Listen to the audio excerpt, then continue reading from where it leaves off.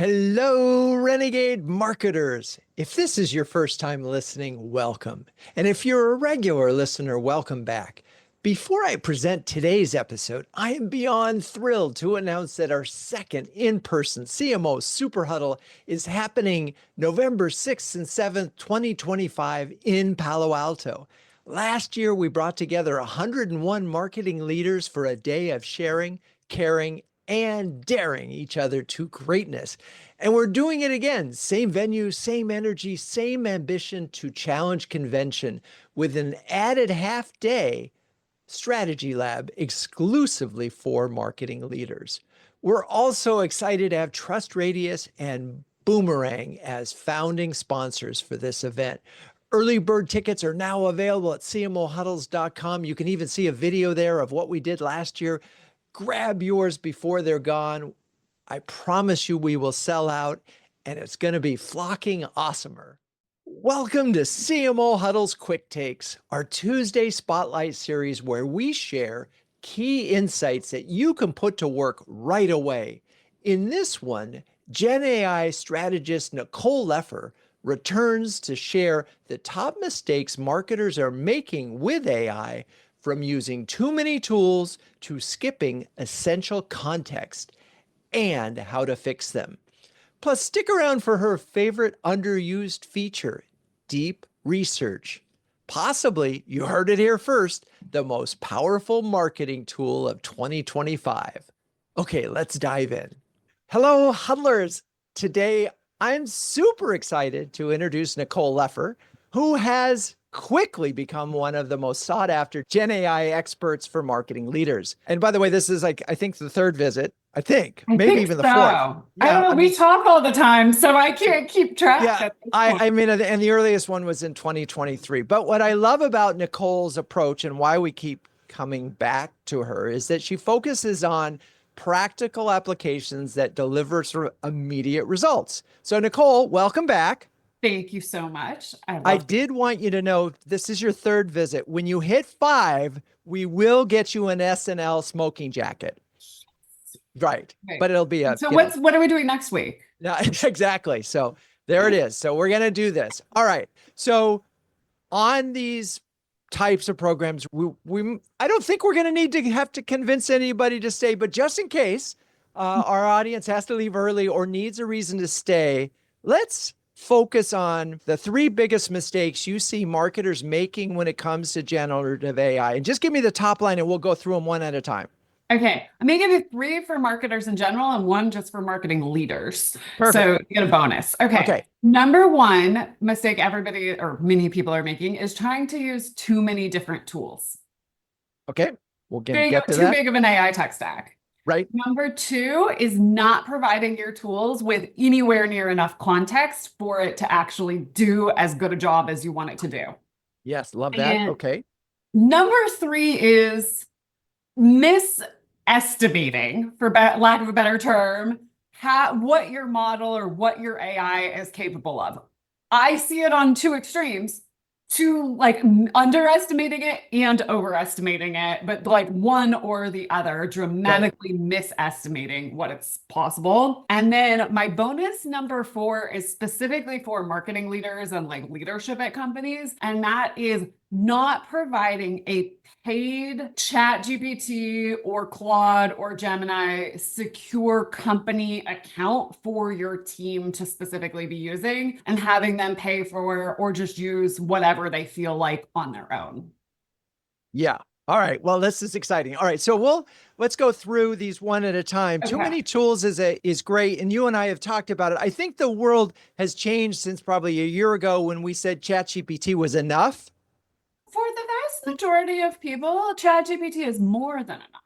Okay. For all right. Most marketers, ChatGPT or Gemini is going to do pretty much anything you want to do.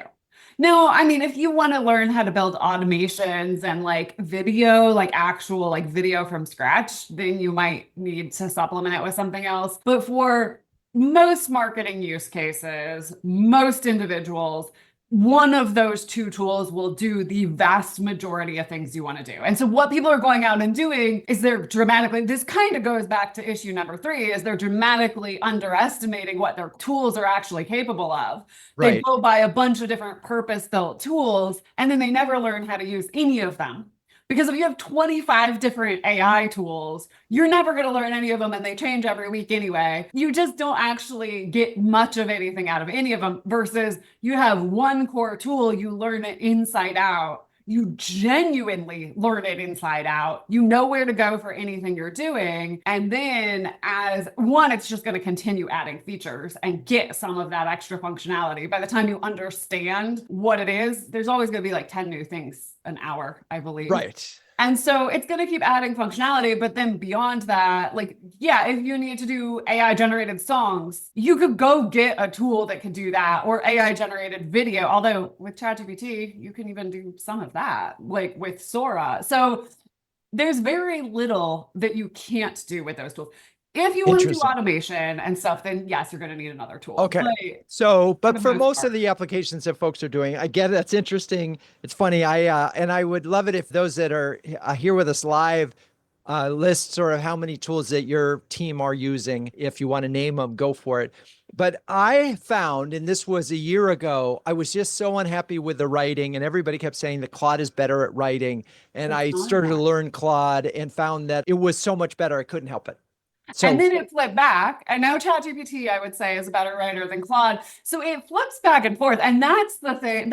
I would put that as like a whole other mistake people are making, is thinking something that a result they had last week, it means anything this week, right? Like, so people keep changing back and forth, or they just make this assumption because if a year ago Claude was better, that means literally nothing about where it is head to head today. So it's just kind of an interesting thing that I'm seeing of people are flopping around, not understanding the pace that it improves at.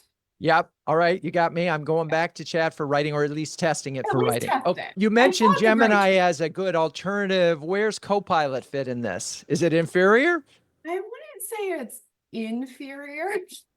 I've heard that, by the way. I've heard that, folks that have it and that's the only thing they have. If that's all you have, that's all you have, right? I would put it in a different class than ChatGPT and Gemini. And I mean, ChatGPT and Gemini are different. And I would personally, if I was going to rank it this hour, with the disclaimer, I have not tested all of the new Copilot updates that came out within like the last matter of a few days. So this could be completely obsolete. That's the whole thing of like, don't judge it by something in the past. But I would rank ChatGPT as king, still number 1.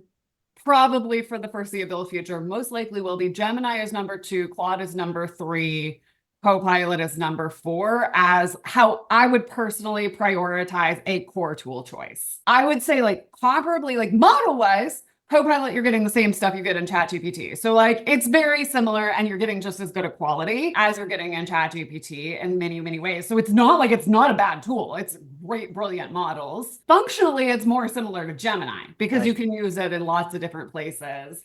There's just little things that I think they need to catch up on, but on other things they're a little bit ahead. So it kind of, if you are a Microsoft company and you're using Copilot, I wouldn't be like, oh my gosh, we have a problem. I just like, if you were choosing across just one of these, I would personally probably go with ChatGPT. It's funny. I use Perplexity as an answer engine, and I find it really helpful for certain kinds of queries. And I just like it. It's sort of my Wikipedia, and I kind of trust it because it built that with the thing. Honestly, I have not tried the same searches on Perplexity. I'm just very happy with when I'm looking for a fact. And I think Perplexity is good, like additional tool, but again, I don't think it's a necessary. No, and I use the free version.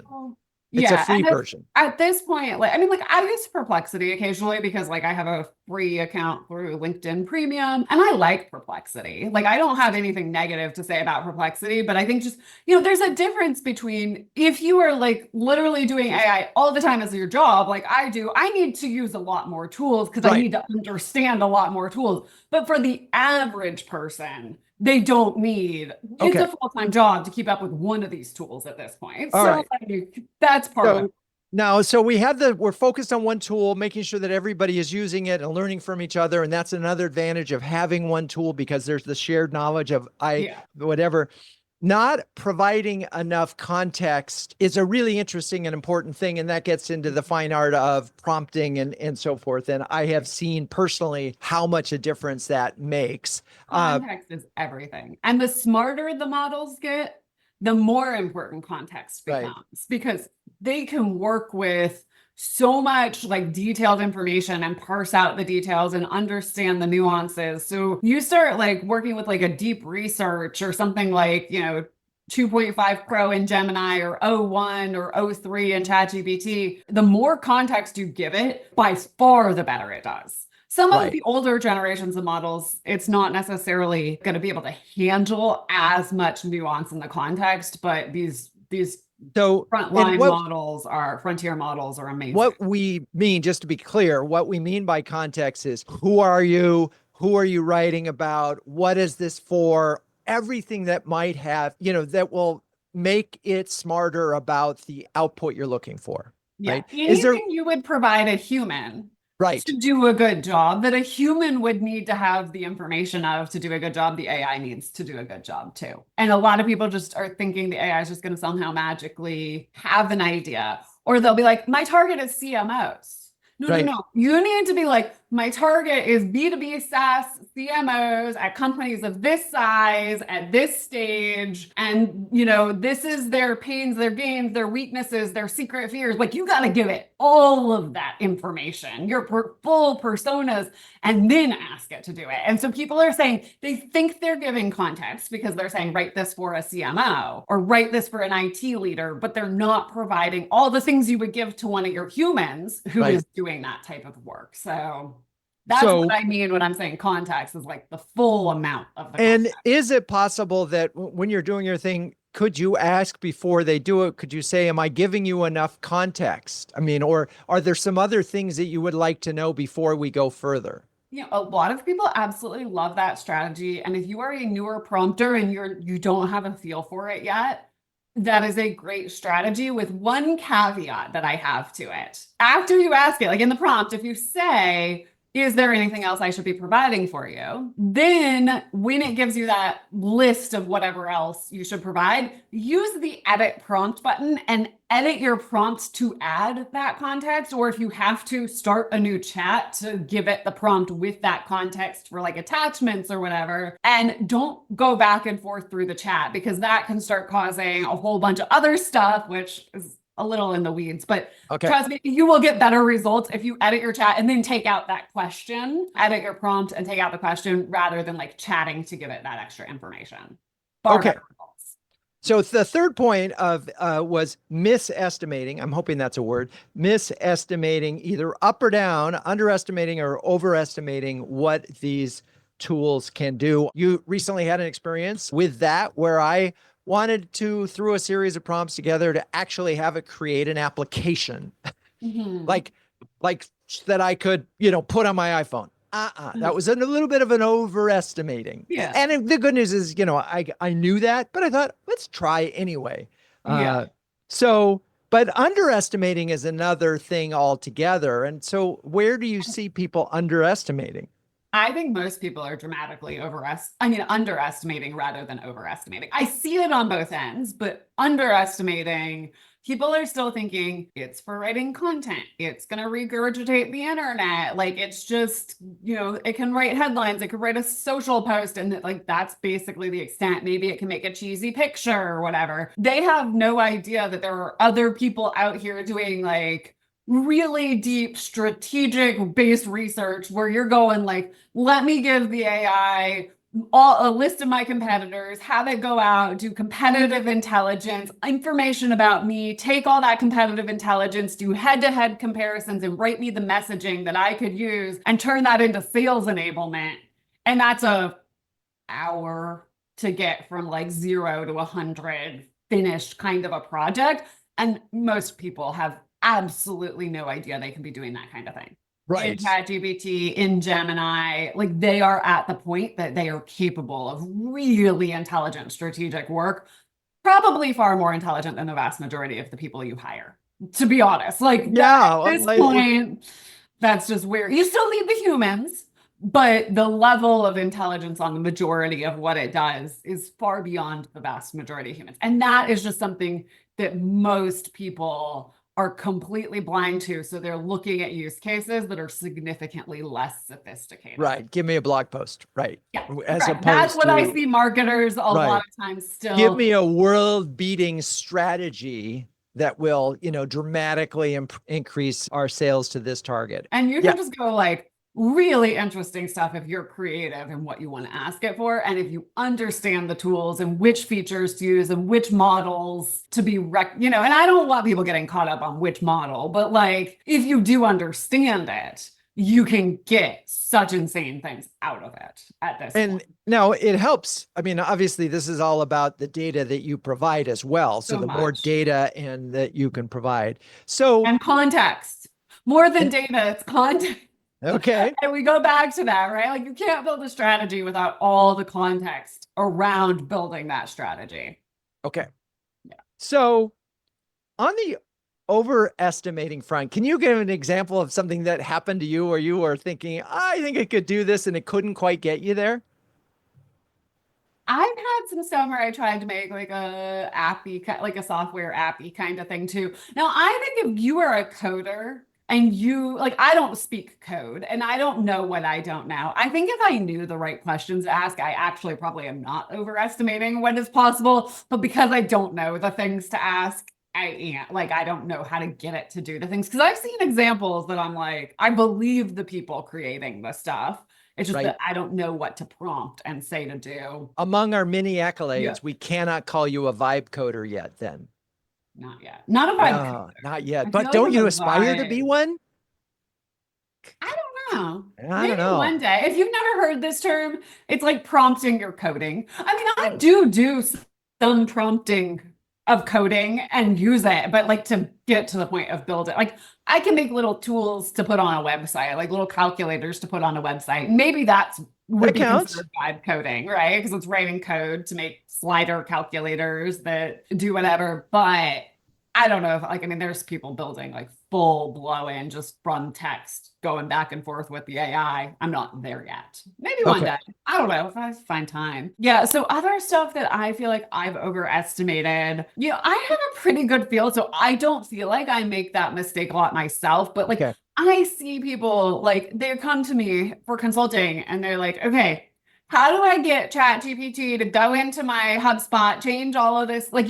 Go research somebody's LinkedIn profile, pull all of this different stuff, add it to my Salesforce, write a custom thing, and I don't want to do anything. Right? Like they're thinking that it can go out, take all of this autonomous action, do all these things. It's completely safe. It's not going to cause any harm, any risk. Like they just think we're about a year or two ahead of where we really are. That's more, and a lot of the agent hype, I think, is driving that because agents are real. Agents being AI that acts autonomously and can make decisions and do this. We are at the point that they exist. But we're not at the point where they are trustworthy and safe to deploy without like insane amounts of supervision that almost no companies would have the risk tolerance for. And so I think that that's where people think that like that kind of tech is a lot more evolved than it really is. Yes, the word agentic or agentic, I'm not sure which, was all over HumanX at the conference, and people felt that was here. Yet even some of the simplest tasks, like have an email come into my desk every day with this information, it doesn't work. And that's a simple one. So anyway, all right. It's also just risky to deploy too, because you don't know what you don't know about how it's going to behave. And so like I used ChatGPT, if you have the pro account, has an agent called Operator that can go out and do stuff autonomously. So like I play with this stuff to just see, and I had it place an Instacart order because it can go navigate the internet and do all this stuff. I was like, hey, in my mind, I was telling it, send it to this apartment address. And I was just trying to point out which one to select because there's a few addresses in my Instacart account. I didn't realize the AI went in and changed my default Instacart address until the next time I ordered. And the people were like, it doesn't have your apartment number. How the heck do I get in? There's no delivery direction. And I went, operator changed my address. I didn't even notice when Oops. it did that. And it like had a real world consequence. Now, did it really matter? No, it was No. solvable and it wasn't, but multiply that at scale to a business, and that's a real risk. If you're giving these tools access to your HubSpot or your Salesforce or any of this kind of stuff, letting it autonomously make adjustments and changes, what if it does something you don't want it to do? And you didn't know because you didn't mean to prompt it that way. I would be very careful with deploying that tech. But a lot of people are thinking that's already we basically have AI robots running around doing everything for us, and we're not there. All right. We're not ready quite for agents, but they're right around the corner. And so we'll keep you posted on that. Now, you did mention that you want to make sure that the CMOs in the audience here and listening later in the podcast are making sure that they have sort of group licenses in a safe place. Anything you want to add to that? I bring this up because I work with a lot of CMOs, and one of the most common things I like hear when we have initial conversations, I say, like, what type of accounts do you have for your team? What are you using? Oh, my team just like has their own ChatGPT accounts. Some use free, some use plus, and then they expense it. But like, they're just kind of like, they do whatever. The thing with that situation is that their employees, I can almost guarantee you, know nothing about turning data training off. So you've got this concern that they're then going out and potentially putting company data into an AI that is training and learning from the data, versus if you get a Teams account that is like share a ChatGPT Teams or the Claude version or the Google Gemini for Workspace, then, which Gemini is included, so you should just have it if you're a Google shop. But if you have those team-based accounts, that data cannot be even turned on for training if it's made for businesses.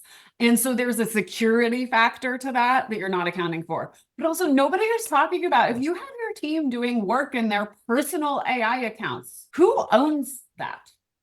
If they're out there and it's their own account and it's not the company account, who owns their work?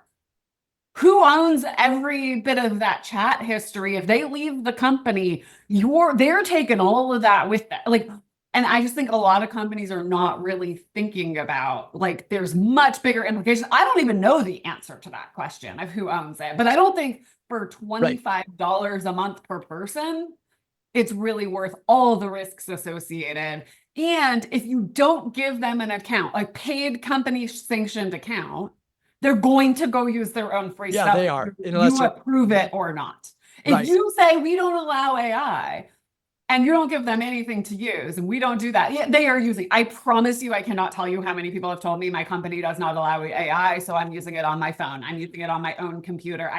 It's faster to have the AI do it and then type it into my Google Doc myself while I look at it. Everybody's using it, so you got to give them the tools to do it. Okay. All right. So I think we've answered that and wrapped up that section, and I think got people some pretty good insights now. I want to dive into deep research because I know a lot of folks haven't. You and I talked about a project that you did recently, and so let's first establish what is different about deep research versus standard GPT, and give the example of the one that you did. If you want to do a show and tell, you can do that too. Okay. So deep research, when we're talking about deep research, there's a few tools that have it. And so what they all have in common is you put in your prompt with all your context and everything. And then in some of the tools, it asks you some follow-up questions, like ChatGPT will ask you follow-up clarification questions. Gemini will have you approve its plan. Perplexity just goes to work. So like, it depends on what you're using. But what they do is after they have that information, they go out and they are searching the internet, not like a few pages, like they're going to tons of different pages to solve your problem. And then they come back and write a report. It could take anywhere from 8 minutes to, I've seen ChatGPT deep researches take up to an hour before. It's been a while, so I don't know if they like put a limitation so I can't spend an hour anymore.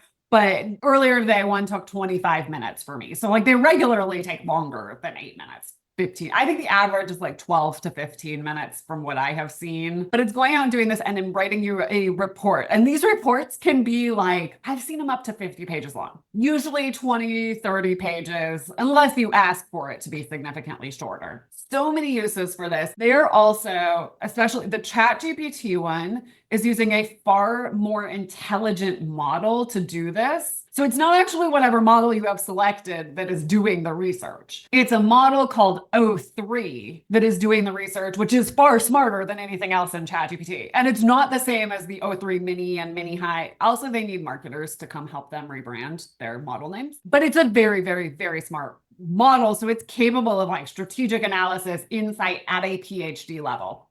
Wildly powerful. The Gemini one is also good. I find Gemini goes to more websites, but maybe not as deep. ChatGPT goes to less websites, but deeper. So it's just a little bit different depending on what one. But you can also, in the ChatGPT one, I think you could probably do this in Gemini too. I just haven't experimented with it. But you can give it files or documents of your own stuff and have it leverage that in your research too, which like nobody recognizes. This is not glorified Google search, right? It can be glorified Google search, but it can also be, when I was saying like, you want to do competitive intelligence and you go out and you're like, this is all of our company information. This is who a competitor is. I want you to go out. I want you to do deep research into their entire go-to-market strategy, messaging, positioning, all of this. Here's our messaging and positioning. I want you to tell us what are their strengths, what are their weaknesses, full SWOT analysis, give me the competitive messaging. Like you can get that complicated. So that report it brings back is like full competitive intelligence and all of this competitive differentiation messaging and all of this because you've asked it not just to do research, but also to build strategy out of that research. Again, you could give it lots of your own files and have it build strategy out of your own files. So there's lots of different ways you could do this or some hybrid combination. So let me give it, I'm going to give a quick, so I did an experiment this morning. So one of the things that we do at CMO Huddles is that we connect our huddlers one-on-one basis based on somebody has an issue and they want to talk to someone who's resolved it. And, we've had lots and lots of conversations. We have CMO Huddle studios. We have a lot of different information that is out there that may look like expertise. So basically worked through deep research and it was amazing. So said, these are some of the possible things that people would want to match on. So first help us identify all of the areas of expertise that someone might ask a CMO about, right? Would want to talk. Then with the list of the community, it went out and created a spreadsheet with all of the folks' strengths. And I was watching it go, and then it would go to one person. And then, now I'm going to Renegade Marketing and I'm looking at the podcast interview that it did. And you could see this in real time as it was doing that. Now, we could have done that. And a lot of that was in my head and I'll still have to check it. But it was just a relatively complicated thing. Now, the next step would be, okay, cool. We've got this as an Excel spreadsheet. You think you could create an app that our community could search and do it self-serve on it? And a lot of people are using deep research to do that code planning and the coding and everything right. too. So like if you are into code and creating apps, like I haven't really tried it with that, but a lot of people are. One thing I did, I want to answer a question in the chat so I don't forget, and then I'll tell you what I did. Deep research does have the hallucination issue. Every single large language model out there has the issue of hallucination. So they do make things up out of thin air.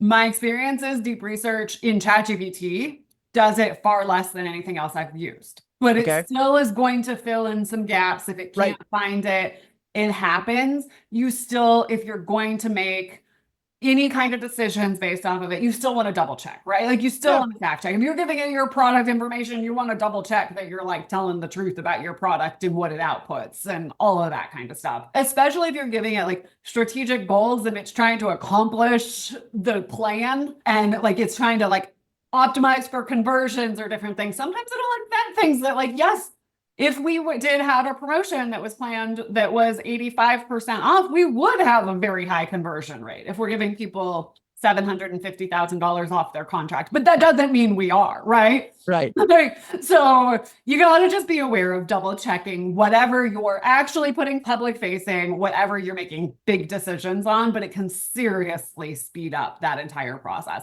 By the way, just for everybody, it was for a while, deep research was $200 a month. Now it's included in your $20. And so it's gold. It is gold. It's gold. You get, 20 in a plus a Teams or an enterprise account, you get 10 per billing cycle in your account.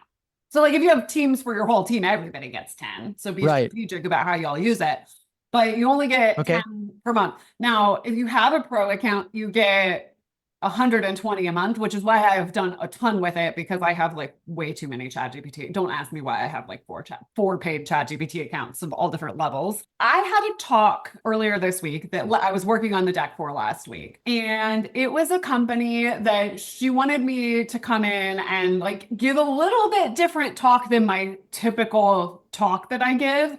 But I knew that I had, between a bunch of different decks from the last 2.5, 3 years, I had the slides somewhere in those decks, but like I had no idea where they were. And I am so crazy because everybody wants to learn AI right now. So I was like, how am I going to find all of this? So I loaded 7 slide decks that I thought these ones, it would make sense have this type of content in it somewhere in the hundreds of slides.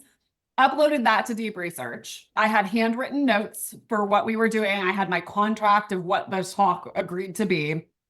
I just took a photo, got the text out of the photo of my notes, took out her name and stuff, put it up there. So I gave it all the context, what the talk was supposed to be and all my decks, length of the talk and everything. And said, please read all of my decks. I need you to tell me and plan my talk to accomplish the goals. Tell me which deck, what slide number I should be pulling out. And if the slide does not exist as a standalone slide for each one, then I want you to write me the prompt for the GPT-4o image generator to make me the slide, but use my own ideas and language. And it came back and it ended up, it was like I think it was 9 slide deck, because it was only like a 20-minute talk, a 9 slide deck that it planned out for me. When there were the slides, it decided to tell me, well, you have the slides, you could do far better if you combine slide here from this one and slide here from that one. So here's your new bullet points. Here's the prompt for you to put in GPT-4o image generator to make it with all the imagery and everything. So then I just copied the prompt, I opened 7 new tabs, 2 slides I got to reuse. Told me I was not allowed to reuse any others. So you could do better. It started telling me it believes in my ability to do a better job on my deck than where I was starting from. So opened 7 new tabs, pasted in the prompts it wrote. And then I looked at the content after the images were made. It wrote prompts. I told it, make the prompts, horizontal slides, this, style, blah, blah, blah. It wrote those prompts, made them. I looked at them. I was like, this is my words. And it really was taking this deck was from 2023 and, this deck 2023. And then this one was from last week, but it was taking the ideas. It was able to comprehend synthesizing these ideas to meet the goals, all my own ideas, and yet somehow a completely original deck that the AI created. Went through, did the talk a couple days ago. I showed the CMO ahead of time and they were like, oh my God, how did you make this so perfect to what we wanted when you said you were reusing your old content if we did this? And I was like, yeah, ChatGPT is magical. It was so cool. It was so cool. The only caveat with doing something like that is my old decks were all very text, there were images in them, but the information was not in images. The information was in text. So it was able to read all of that. If you did that in an image heavy, everything is embedded images, it's not going to be able to read it because it would. So I think I'm going to start putting alt text in all my new deck slides now that ChatGPT can make really good looking images with text, and put the alt text in so that you could still do this even if. Right. So it's in the notes section of your the notes, or just, I'm pretty sure you can put, I haven't done it yet, but I'm pretty sure you could do alt text of what the slide says. Right. Okay. On there for turning it into a PDF or whatever. So I haven't figured that part out yet, but it's really cool what it did. And the slides look so much better than my own slides. It's so much better. Yeah. And that's a note. I've had a couple of folks send me decks lately on various IPs they done, and I was kind of, boy, these are not very effective pieces of communication. And I feel like any deck that you're about to do, if you've already got it ready to go, why not upload it and just say, hey, can I make these better or clearer or more, and use it that way, as long as you give the context of who the audience is, what you're trying to communicate. Because the visuals, how it looks does matter. It does. It does. So And with deep research, I want to give everybody another tip to get the most out of deep research if you're going to play with it, because those 10 are gold. So this will help you. Context, we already talked about context.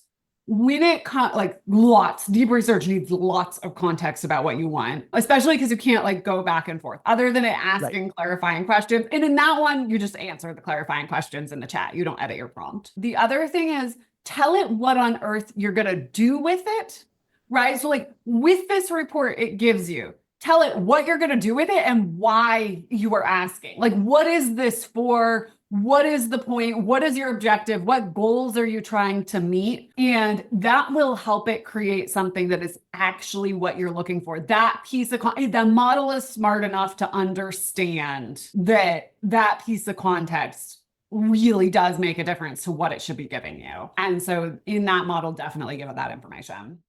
well, that's a wrap on this Huddles Quick Take. To hear the full episode, including Nicole's take on earning LLM visibility, wrapper tools, and the future of GenAI search, head over to the CMO Huddles Hub on YouTube or look for the link in the show notes. To connect with Nicole, visit Nicole Leffer, that's LEFFER.com. Check out her online course, Foundations of Generative AI for B2B Marketing, and follow her on LinkedIn. Just tell her where you heard her name, CMO Huddles or Drew Neiser. She also offers team training and hands-on consulting for B2B marketing orgs looking to level up their AI maturity. And frankly, who isn't? Renegade Marketers Unite is written and directed by Drew Neiser. Hey, that's me. This show is produced by Melissa Caffrey, Laura Parkin, and Ishar Cuevas. The music is by the amazing Burns Twins, and the intro voiceover is Linda Cornelius. To find the transcripts of all episodes, suggest future guests, and learn more about CMO Huddles or my CMO coaching service, please visit renegademarketing.com. I'm your host, Drew Neiser. Until next time, keep those Renegade marketing caps on and strong.